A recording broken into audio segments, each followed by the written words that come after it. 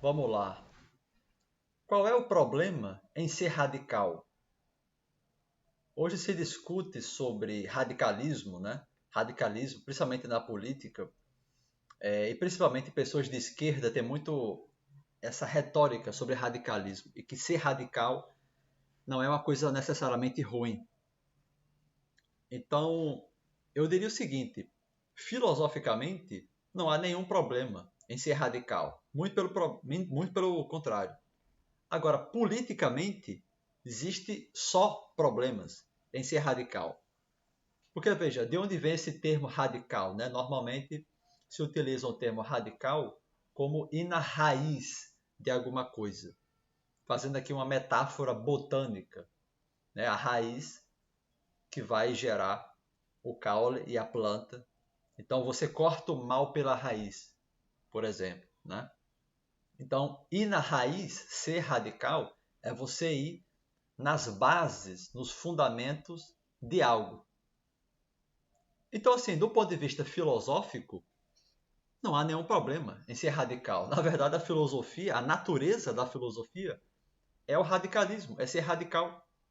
Porque a filosofia, como eu falei no vídeo anterior, é uma investigação sobre as questões fundamentais da realidade, sobre os fundamentos da existência, da realidade, da vida e tudo mais. Então, a filosofia, por definição, é radical.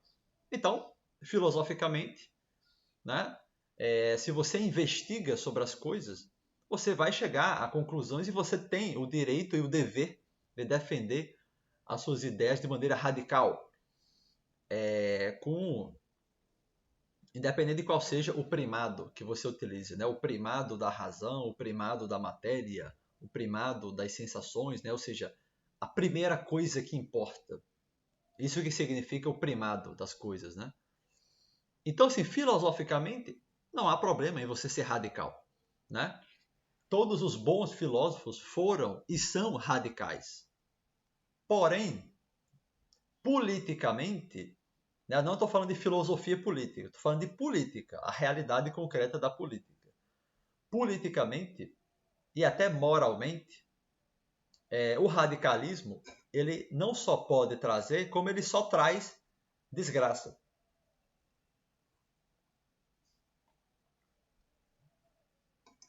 E aí é importante destrinchar certas coisas, né? As pessoas que são mais simpáticas ao radicalismo, por exemplo, na esquerda, vão dizer: não, acabar com a fome é uma posição radical. Não, não é. A fome ela foi, digamos assim, abolida em várias sociedades, em vários contextos históricos. Né? Várias sociedades fizeram esse movimento de ascensão, estabilidade e queda. Ascensão, estabilidade e queda. Existia fome, não existia fome, poucas pessoas passavam fome, nenhuma passava fome, passaram a ter o problema da fome por diversas razões ambientais, guerra, invasão, colonialismo, ganância, etc. Então, assim, acabar com a fome não é uma posição radical, é uma política. Né? É uma política, ela depende, pegando até uma análise marxista aqui, né? Ela depende da dinâmica da luta de classes. O Brasil é um exemplo disso. O Brasil, até pouco tempo, tinha votado para o mapa da fome. Né? Aí o governo Lula, que isso é uma pauta sensível, o próprio Lula, se empenhou em combater a fome. E o Brasil tem esse histórico de combate à fome. Né? O Josué de Castro, por exemplo, é um cara que é uma figura, e outros ligados ao combate à fome. Então, assim, acabar com a fome não é uma coisa radical. Né? Não é uma coisa radical. É uma política fundamental, mas não é radical. Quando eu falo aqui de radicalismo, são esses grupos ideológicos, no sentido político, que tem essa ideia de querer ir na raiz do problema, e indo na raiz do problema da sociedade, você resolve os problemas. Esse é o pulo do gato. É isso que eu estou me referindo com grupos radicais. E aí, o radicalismo, ele é sempre uma retórica, um discurso. Um discurso que vai gerar uma ação, né? Por isso que, não raramente, os grupos radicais, eles começam com intelectuais. Né? Começam com intelectuais. Ali, raramente, quer dizer, normalmente não. Eles começam com intelectuais, todos eles. E aqui eu enumerei 9 grupos que, na minha visão, esgotam os grupos radicais. Que seja no mundo contemporâneo, mas você vai enxergar na antiguidade também muitos grupos radicais que alegam ir à raiz de todos os problemas. Se você resolver isso, você resolve os problemas, ou a maioria dos problemas, ou problemas crônicos da sociedade humana, da civilização humana. O primeiro grupo que eu coloquei aqui é, digamos assim, um grupo misógino, né, de supremacismo masculino, de que a raiz do problema da humanidade é a mulher, né? É a mulher. O segundo é o contrário, é o homem. A raiz do problema é o homem, que hoje é refletido no feminismo. O terceiro grupo é aqueles que defendem que é a raça, a ideia de raça, o que a gente chamaria mais tecnicamente hoje de questões étnico-raciais. A raiz de todos os nossos problemas é a raça, é a ideia de raça. Né? Se você abolir as raças, os problemas vão se resolver. O quarto grupo são os que acreditam que, na verdade, é a dominação da natureza. Foi aí que começou a desgraça do ser humano, né? A separação dos humanos da natureza. Uma alienação. Deixa eu ver, 1, 2, 3, 4, 5. O quinto grupo seria o que a gente chamaria genericamente de anarquistas. Aqueles grupos que acham que o grande problema da sociedade é a concentração de poder na mão de poucos, principalmente refletido do Estado. Né? As pessoas que desconfiam muito dessa concentração de poder, que normalmente é refletido na figura estatal, da instituição Estado. O sexto grupo são os que dizem que a propriedade privada é a raiz do problema, que são os comunistas. Né? Quando começou a criar a propriedade privada a partir do roubo, né? O roubo de terras, o cercamento e tudo mais, aí começou. Essa é a grande desgraça. A religião também é colocada, a religião como o grande mal da humanidade. Né? Se você abolir a religião, essa é a emancipação ou o começo da emancipação humana. O oitavo grupo é o contrário, é o materialismo, é o ateísmo, na verdade. Essa é a raiz dos problemas. Se você acabar com os ateus, o mundo vai ficar melhor. Isso é mais comum hoje no mundo moderno por causa do tradicionalismo, né? Da reação dos tradicionalistas, dos religiosos, à emergência do ateísmo ligado à ciência, ligado a movimentos políticos. Então eles acabam dizendo que o ateísmo é a grande raiz da desgraça, né? Da falta de moralidade, da promiscuidade, etc. E por último, é a visão misântropa. A misantropia, ou seja, o problema, na verdade, dos humanos são os próprios humanos. Essa é a raiz. A raiz do nosso problema é o ser humano. E aí, eu queria discutir um pouco essas 9 hipóteses aqui e por que elas estão erradas, mas elas são altamente sedutoras. Primeiro, é óbvio que todas essas teses de que a mulher é uma desgraça, o homem é uma desgraça, a dominação da natureza é uma desgraça e assim por diante, é óbvio que todas essas 9 hipóteses estão certas em alguma medida. Né? Isso é óbvio. Você vai identificar muita desgraça em tudo isso daí, se você for investigar em todas essas variáveis, você vai identificar facilmente um monte de problemas, né? Então, assim, os homens são responsáveis por 95% dos homicídios no mundo. Os homens são os que promovem a guerra, né? Os homens são mais territorialistas. E aí, a feminista rapidamente chega à conclusão de que o problema da humanidade é o homem. Então você tem que criar um projeto supremacista, embora elas não falem isso, né? Um projeto supremacista feminista para você domesticar os homens e as mulheres, né? E fazer aquilo que elas alegam que o patriarcado fazem, né? Que é dominar homens e mulheres em prol de alguns homens. Elas querem inverter isso daí. Elas querem criar um supremacismo feminista e domesticar, dominar homens e mulheres que se contrariem a elas. Com base nessa premissa de que a raiz de todos os problemas são os homens. Mas elas vão utilizar vários eufemismos, né? É o patriarcado, é o machismo, é a misoginia, quando na verdade o problema é o homem. O feminismo, no fundo, é isso daí, né? Essa é a hipótese. Assim como a hipótese de que as mulheres, na verdade, são a raiz de todos os problemas da sociedade.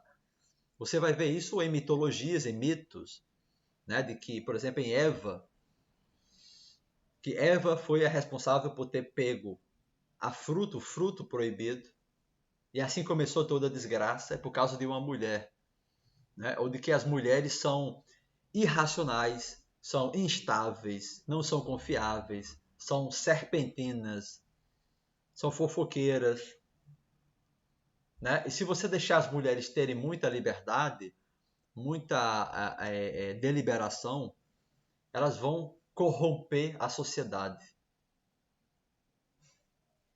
Isso tem, né? Se você pegar, isso tem um certo valor intuitivo também, né? Assim como dizer que os homens são carregados de maldade e perversidade de forma explícita, as mulheres também têm uma série de comportamentos emocionais, irracionais e imorais que também geram e podem gerar desgraças absolutas, né? Principalmente com mentira, falsa acusação. Hoje em dia, né, se discute muito essa coisa da falsa acusação.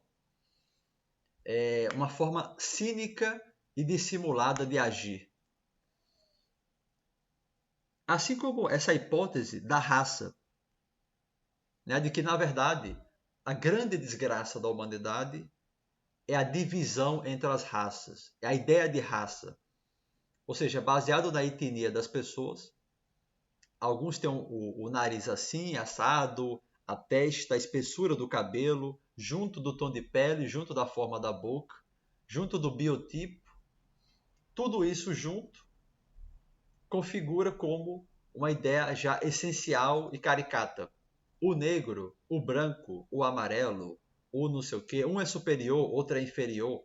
Então, eu não me lembro agora qual é o nome do antropólogo, mas tem um antropólogo britânico que ele defendeu essa ideia, né, de que a ideia mais perigosa, mais danosa, inventada pela humanidade é a ideia de raça, porque só traz divisão às pessoas. Então essa é a grande raiz da desgraça humana.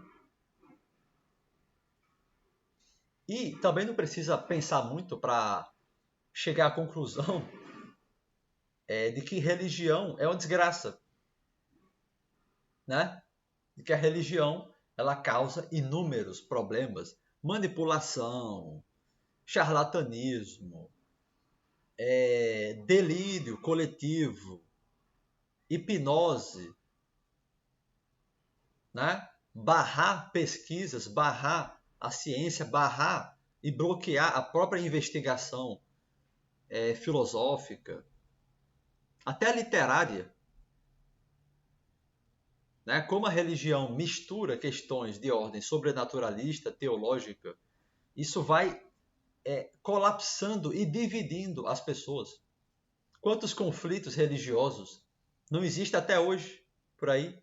No caso aqui no Brasil. Ontem mesmo eu assisti um vídeo lá do maluco que entrou no terreiro de Umbanda, um pastor, né? E quebrou tudo lá. Religião, né? Alguém pode dizer, não, isso é doença mental. Sim, mas um cara com doença mental pode levar a qualquer outra coisa. Por que ele vai entrar logo num terreiro de Umbanda?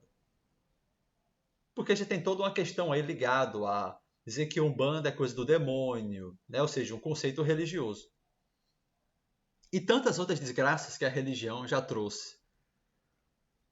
A questão do ateísmo, ela tem uma peculiaridade aí, que é, como eu já falei, na modernidade, de que na modernidade ocidental, né, de fato, a Igreja Católica, o clero, né, tinha um poder absurdo, um poder que nenhuma outra religião teve ao longo da história.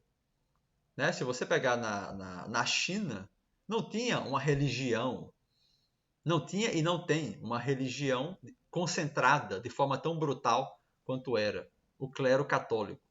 Na Índia também não, a Índia é conhecida mais por ser diversa, por ser plural. No Egito também não, no Irã também não. Se fala muito sobre os muçulmanos hoje, mas não existe um papa muçulmano e não existe um equivalente, né, de Igreja Católica Apostólica Romana para uma mesquita específica. Né? Você pode dizer que Meca é como Roma, né? Mas não dá para dizer que a Igreja Católica é como o Islã. Mas mesmo assim, tanto o Islã quanto o cristianismo, que são as duas religiões mais populares do mundo, elas causam muito impacto negativo também na sociedade, que gera muito ressentimento. Não por acaso são as religiões mais populares, mas também são as duas religiões mais odiadas do planeta. Isso também não é por acaso. E a questão do ateísmo é muito mais de ordem reativa, como eu já falei. Na modernidade, por causa da Revolução Francesa, Revolução Americana, Revolução Gloriosa, Revolução Industrial, o processo de secularização, de racionalização, diversos filósofos, intelectuais, escritores, ateus, a religião foi extremamente atacada, né? E de forma muito exagerada muitas vezes. Né? Muitos ateus exageram até hoje de que sim, de fato, a religião trouxe e traz vários problemas, mas ela também não é esse bicho papão todo que muitos ateus iluministas desenham ou desenharam. E aí fizeram o contrário. Né? Fizeram o contrário, principalmente ligando o ateísmo com as experiências socialistas. Que é essa coisa de que o comunismo, o socialismo, matou milhões, né? E por causa que eles são ateus. E ateu não tem moral. E essa é uma crença extremamente popular. Ateu não tem moral. Né? Ateu não pode ser digno de tanta confiança assim. Ou seja, a diminuição da religião e da crença em Deus é a diminuição também da moralidade. Por isso, vão dizer os tradicionalistas e fundamentalistas religiosos, por isso que esse povo todo drogado, essa promiscuidade sexual, o narcotráfico, todo tipo de iniquidade do mundo moderno e contemporâneo, é por causa do ateísmo. É por causa do desprezo pelo sagrado e o desprezo pelo divino. Consequentemente, esse ateísmo materialista. Então, a raiz dos problemas, segundo essas pessoas, é o ateísmo. Né? E aí entra a questão também do Estado e da propriedade privada, que são teses mais ligadas à esquerda hoje. Né? Embora exista hoje os anarcapitalistas, né? Que vão dizer que o Estado é o grande problema, que também é uma ideia radical. Né? É uma ideia radical de você acabar com o Estado e, na verdade, a salvação está na propriedade privada, na sacralização da propriedade privada e no individualismo, no ultra-individualismo, que também é radical, né? Que também é uma coisa radical. Então veja, qual é o problema do radicalismo? Né? Eu já falei aqui que do ponto de vista filosófico, o radicalismo ele tem grande valor. Por quê? Porque ele leva você a pensar as coisas até as últimas consequências. E isso é uma tarefa estritamente filosófica, genuinamente filosófica. O sujeito acredita em algo, vai investigar sobre algo, e ele vai se desdobrando naquele algo, nas suas nuances, nas suas entranhas. Ele vai destrinchando, de tal forma que o sujeito mergulha numa visão de mundo, e ele não consegue mais sair de lá. E ele acaba confundindo, esse é o primeiro problema do radicalismo, ele acaba confundindo a visão de mundo dele, que é uma visão radical, com a realidade objetiva. Né? Isso daí não é apenas um problema psicológico, é um problema filosófico. As pessoas, em geral, elas confundem essas duas coisas. Elas confundem realidade objetiva com visão de mundo. Veja, mundo não é a mesma coisa de realidade. Não é a mesma coisa. A gente vive no mesmo planeta, por exemplo, que é uma realidade objetiva. A gente vive no mesmo país. Quer dizer, país não é bem uma realidade objetiva, né? É um conceito, é uma ficção geopolítica. Mas, do ponto de vista da geografia política, vamos dizer que é uma realidade objetiva.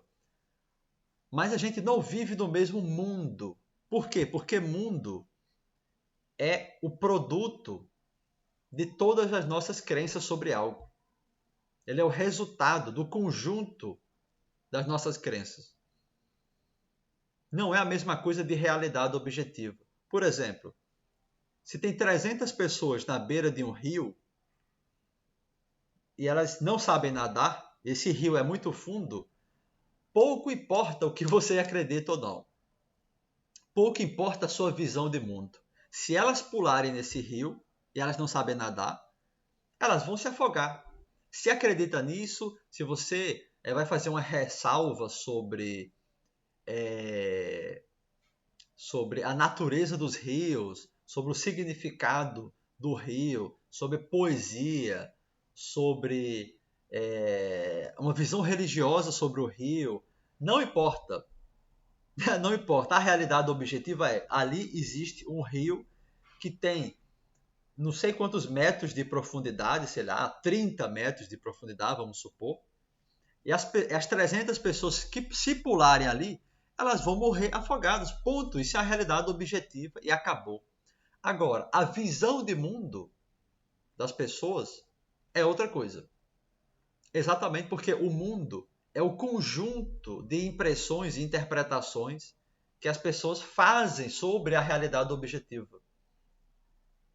A diferença básica entre constatar algo e interpretar algo. Né? Então, o radicalismo, o radical, a pessoa que é radical, ela confunde isso daí. Especialmente o radicalismo político. Porque o raciocínio do sujeito é assim. Por exemplo, um anarcocomunista. Tanto o Estado quanto a propriedade privada são os problemas do mundo. Beleza.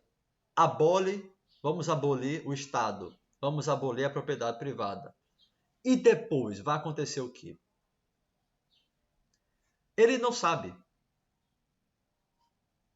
Entendeu? Ele não sabe. Por quê? Porque ele não está levando em conta a realidade objetiva.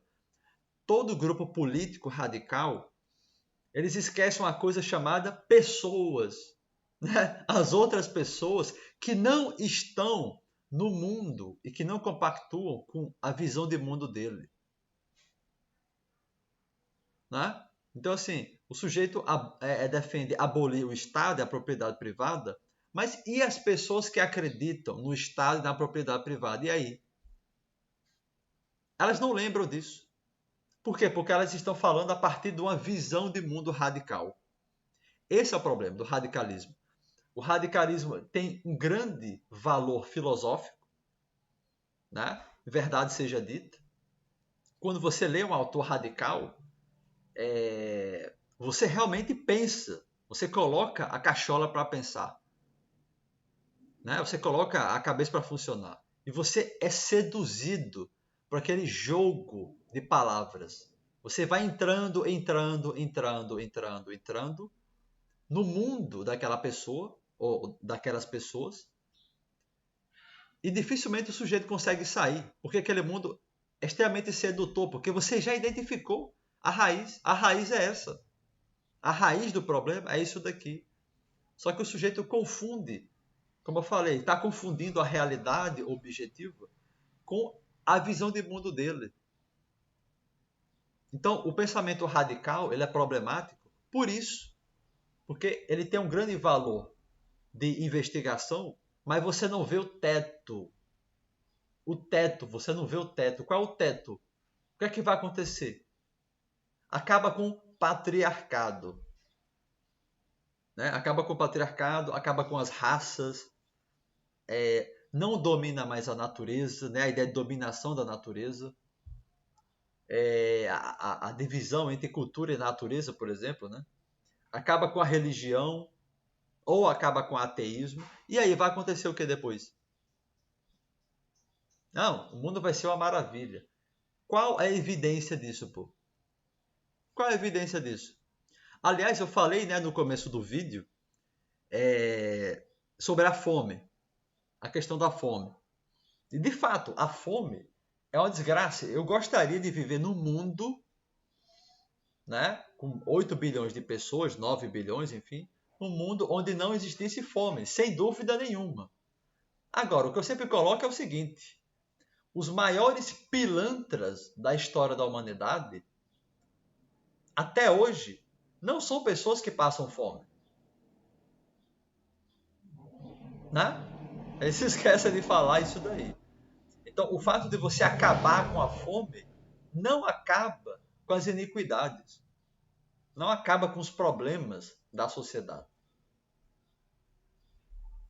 Isso os radicais nunca falam. Né? Por quê? Porque o radical, como eu falei, ele está preso nessa visão de mundo. O sujeito mergulhou, né? Ele mergulhou no oceano de radicalismo e agora ele não consegue se enxugar. Ele está todo molhado. Está completamente ensopado dessa visão de mundo. Só que existe muito mais do que aquele oceano. Esse é o problema do radicalismo. Então, essas hipóteses aqui, principalmente a última hipótese que eu coloquei, né, da misantropia, de que o problema é o ser humano. Tá aí, pô. O cara vai defender, ou o cara vai defender antinatalismo, o ser humano tem que parar de se reproduzir e acabar a espécie, né? Ou simplesmente qualquer coisa que acabar, qualquer coisa que acontecer, guerra, tanto faz. O ser humano é o problema, tá aí. Mas o misântropo raramente se mata. Ele fica enchendo o saco dos outros por aí. O problema da humanidade é a humanidade. Mas sim, mas e aí? Vai fazer o quê? Entende? Então, seja a hipótese religiosa, o ateísmo, a questão racial, a questão da natureza, a questão do Estado, da propriedade privada, do homem, da mulher, tudo isso você identifica de maneira empírica. Você vai pegando fragmentos. Essa é a sedução, né? Essa é a sedução do radicalismo. Você vai selecionando verdades particulares dentro de uma visão de mundo. Dentro de uma visão de mundo específica. Que pode ser uma filosofia, né? Uma filosofia que vai se transformar inevitavelmente numa ideologia. Inevitavelmente. E aí acaba com a filosofia. Né? Você transforma a filosofia em ideologia, ou seja, para legitimar algo, porque vamos supor que faça uma revolução, de fato, a revolução comunista. O status quo é o comunismo. E aí? E aí? E agora? Você vai poder questionar o comunismo? Você vai poder subverter e questionar a ordem comunista, os comunistas não pensam nisso. Por quê? Porque eles têm uma visão de mundo radical. Que nem as feministas. As mulheres devem ser livres, não sei o quê. Abaixo o patriarcado. Tem que ter mulher no Congresso, não sei aonde, blá, blá, blá. Acabar com o patriarcado, seja lá o que significa acabar com o patriarcado. E depois, que garantia, onde estão as evidências empíricas, factuais, de que essa sociedade pós-feminista é melhor? Quais as evidências? Esse é o problema do radicalismo, de qualquer radicalismo. Então, assim, eu concordo que o Estado, os homens, as mulheres, a dominação da natureza, a raça, a religião, o ateísmo fanático, né? Tudo isso tem os seus problemas e devem ser combatidos. Devem ser, eu não sou um niilista, né? Isso deve ser combatido, porém, o problema é sempre o radicalismo. Né? O radicalismo, os grupos radicais que nunca pensam nas consequências desse radicalismo. Então, eu responderia a pergunta do vídeo assim: qual o problema em ser radical? Filosoficamente, ou seja, nos livros, em artigos, em debates, em discussões, nenhum. Zero problema. Eu, enquanto pessoa formada em filosofia e simpática da filosofia, problema nenhum. Muito pelo contrário. Agora, politicamente, né, definir políticas públicas, instituições a partir de uma visão radical, complicado, né? Então, essa é a reflexão que eu queria deixar hoje. E para finalizar, tem uma décima visão sobre radicalismo, que não é política, ela é muito mais moral, né? Que é de que, na verdade, a raiz dos nossos problemas é o exagero. É o exagero. E você vai encontrar isso daí em Aristóteles, por exemplo, né? De que, na verdade, o excesso e a falta, né? Ou seja, o excesso de violência, a falta de comida, você tem que ser bom, mas não bonzinho. Você tem que ser esperto, mas não maldoso. Você tem que buscar a moderação. Né? Então, essa busca de que, essa ideia de que, na verdade, a raiz dos problemas humanos é o excesso, é o exagero. As pessoas exageram quando vão comer, quando vão se alimentar, exageram nas reações, exageram nos grupos políticos. Só que isso também é problemático, né? Porque é uma visão excessivamente racional da realidade. Você não consegue ficar se regulando e regulando os outros a todo momento. Exagerar também faz parte da vida. Né? Exagerar pode ser pedagógico, inclusive. Por isso que essas ideias, seja de forma religiosa, seja de forma ideológica, né, de ideologia política, elas acabam negando aspectos da vida. Por isso que, mesmo eu sendo ateu, eu não acho que abolir a religião vai melhorar a vida humana, porque a religião faz parte do ser humano. Abolir a religião parece tão absurdo quanto abolir a economia, abolir a política. A religião faz parte do ser humano, fazer o quê? E também acaba se esquecendo a beleza da religião, a parte boa da religião. Né? Se foca na desgraça, no despotismo, no charlatanismo, na malandragem. E esquece a parte legal da religião, que são letras bonitas, arquitetura. Algumas pessoas, de fato, ficam melhores por causa da religião. A religião segue 3 imperativos darwinistas básicos para a sobrevivência da espécie humana. Primeiro, constituição de família, constituição de comunidades e complementaridade entre homens e mulheres. Homens e mulheres se complementam. Todas as religiões carregam esse simbolismo. Diferente de uma visão feminista, por exemplo, que tem uma visão bélica entre homem e mulher. Por isso que as feministas, via de regra, não são religiosas. Né? E aí eles dão razão aos próprios tradicionalistas religiosos em dizer que o ateísmo ou a ausência de religião é uma desgraça. Porque as pessoas que não têm religião são muito suscetíveis, aliás, são mais suscetíveis a certos absurdos radicais, por exemplo. Né? Então é isso, essa é a reflexão que eu gostaria de deixar hoje. E sobre o radicalismo, porque está na moda, né, falar sobre direita radical, esquerda radical, grupos radicais. E, filosoficamente, né, o radicalismo é a regra. É a regra. O filósofo tem que ser radical. Né? Agora, a vida ordinária, a vida pública, ela não pode ser radical. Ela tem que ser comum. Tem que ser normal, digamos assim. E aí, esse é o perigo do radicalismo político. É isso.